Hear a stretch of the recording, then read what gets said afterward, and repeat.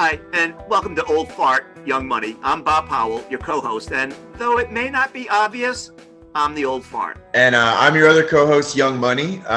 Call me Young Money because I don't have a lot of it, and I have no idea how to manage it. Padawan, what's on your mind today? What's keeping you up at night besides the neighbors' cats and their endless Zoom calls? Yeah, well, they're doing their best. The other day, my girlfriend was actually asking me what my credit score was. So it got me thinking, like, I realized that I haven't checked my credit score in, over a year. And I was like, and she was shocked by that. So, but to me, like, why do I need a credit score? Like, what's the point of having a good credit score? I don't own a house. Like, Yeah, well, for one, you need a credit score because if your girlfriend's going to do a background check on you, she's going to use it to determine if you're marriage material. Just kidding. I mean, you're not kidding. That's definitely a thing. Well, it is a thing. And I think one of the things that we have to realize about credit scores is they're ubiquitous today in today's day and age. So, for instance, I'll give you like four things that you need to think about. One is, your credit score will be used if you go into rent an apartment. The prospective landlord might deny you if they see that you have a poor credit score. Or Okay. let's say you're applying for a credit card or for a loan. It's possible that if you have a low credit score, you'll be denied. Or if you're not denied, you may pay a higher interest rate for having a low score.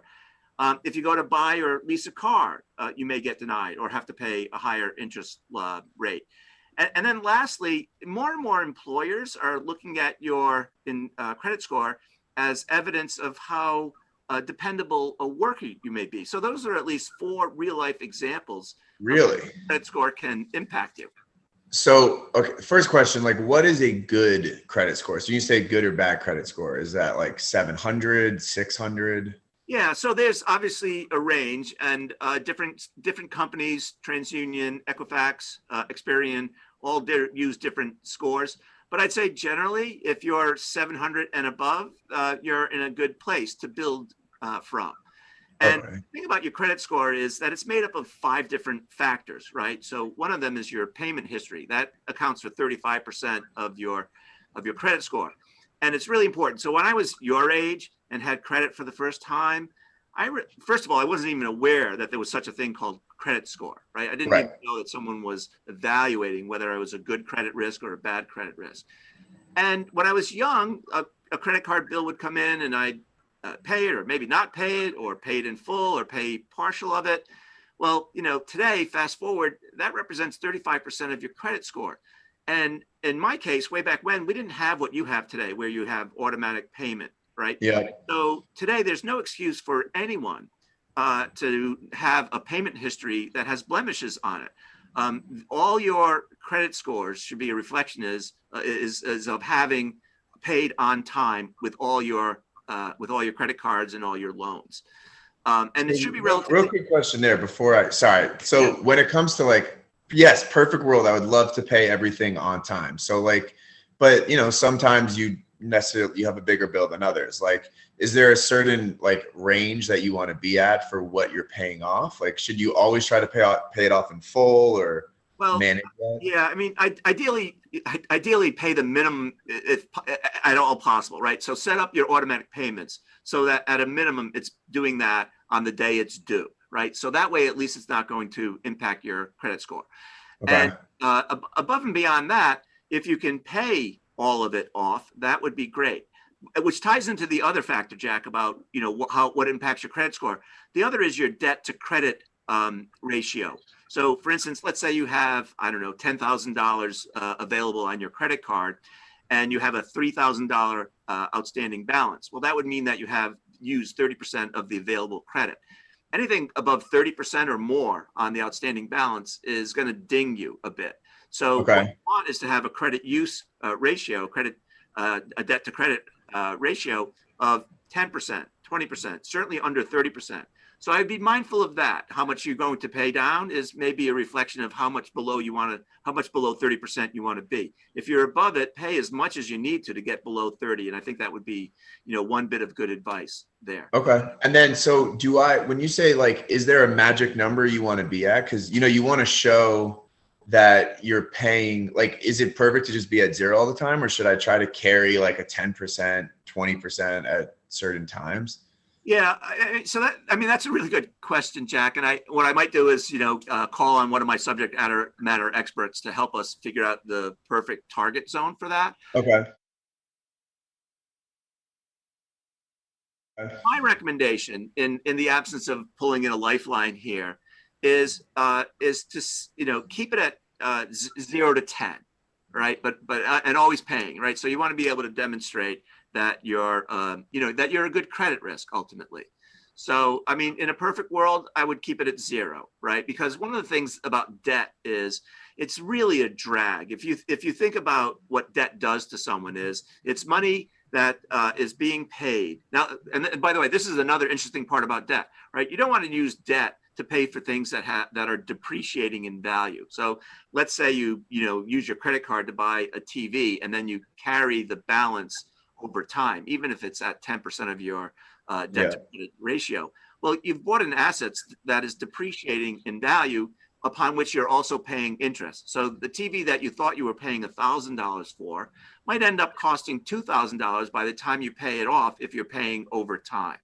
So that's the other thing about, managing this whole thing, is to think about, okay, is the debt I use going to be used for something that's depreciating in value, that it will actually be double the cost because I used to buy it with credit? So to that degree, I'd say, maintain 0% on things that are really depreciating in value. And maybe for things that are maybe not depreciating in value, maybe carrying balance, being mindful of the fact, right, that ultimately it's not like paying the $1,000 for the TV, it's paying $2,000 over time. And that, that could be money better spent on, saving for retirement, or saving for a down payment on a house, or down payment on a car, or, renting a better apartment, or whatever it might be. Okay. So the other thing that you need to think about too is your credit history. How long have you had credit? That accounts for 15% of your score. And this is a really tough one for young people. And I'll say, when you're trying to build up credit, so you have a credit card, maybe you have 2 credit cards, maybe you have a student loan, and then you go to apply for another loan, let's say. And what will happen is someone will say, oh, well, you've only demonstrated history of 2 or 3 years of paying your bills. And that's problematic, because you're 25, and how can you have a longer history until you have a longer history? And I'll share this personal story with you. One of my children says to me, who and not anything that having to do with what I said or did or taught, was he knew exactly what his credit score was. And he also knew that he couldn't improve his credit score because of the history equation. If all he had is 3 years of history, well, that factor is not going to improve until you have 4 years of history, or 5, all else being equal. So this is the one, where you want to be mindful of the fact that, okay, you don't have that much history, and that's why it's really important to pay on time, to keep make sure it's good credit use ratio low, and then over time build out credit. So quick question on the length of history. Like, could my parents, which they didn't do, have set up a credit card for me, and like then I would have like 20 years of history? So like, would that count or no? No, I think, it would have been hard they could have set one up for you, and they probably could have done it as a joint account.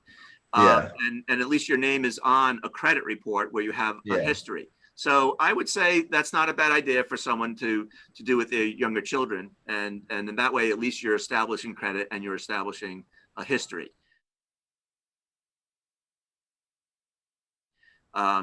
The same is true when you think about the other factor. What's the mix that you have? Again, this is a problem for young people, because it's really hard to have a mix of credit.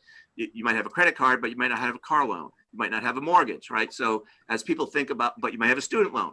But as you think about like how your factors are being weighed, the ability to have different types of credit also plays in. Now, it's not a big as factor as other factors. It's only 10%. Thank goodness. But it is a factor, and it's hard for young people to sort of overcome the history factor and the mix factor. And it's also problematic with respect to new credit, right? So that only represents 10% of the credit score as well. but it's, you don't want to be in a position where you're always applying for credit and having a massive number of new credit cards, many of which might get you into trouble, perhaps, Right. depending on what happens in life. I've certainly been in that position a few times. Well, many Question people for you. have. Sorry, question for you on like the mix is like, so obviously like I live in an apartment. I live in New York, so I don't have a car. Like when it comes to loans, like is it, should I just take out a loan for something to just have a better mix, like something random on like pay off a TV on a loan versus just buying it in cash? Like I'm trying to think of loans that I could take out at my age, 27-year-old in a rented apartment, no car. Yeah. Not going to grad school anytime soon. My parents are sad to hear, but. Well, there's time enough for that. I didn't go to grad school until I was in my late 20s. So, okay. And didn't graduate grad school until I was in my 30s or so. Early. There we go. Yeah. So not too late to go to grad school. Life experience helps a lot, I think. We'll save that topic for another day. Yeah, that's a different conversation. Yeah. Yeah. So I think that, it's a good idea. Like if, for instance, if you're a member of a credit union, it's a good way to get maybe a personal loan of say $500. Make sure and then buy something, and then make sure you have $500 to pay off the loan right away, right? And so it'll show up on your credit report as having had a loan and then having it discharged, so to speak. Interesting. So that too could be, we need to figure out ways to game the system. And what I may do too is also call in a subject matter expert on this one, because there may be other ways that I'm not thinking of. But I think taking out a small loan, personal loan, for instance, is one way to do that, as long as you pay it off in a timely fashion, right? You don't want to get credit and then have it come back to haunt you because you didn't pay it off, right? You didn't have $500 set aside to pay it off. You got laid off and you had no emergency fund, et cetera, et cetera. So you don't want to do that without having a good plan in place to pay it down.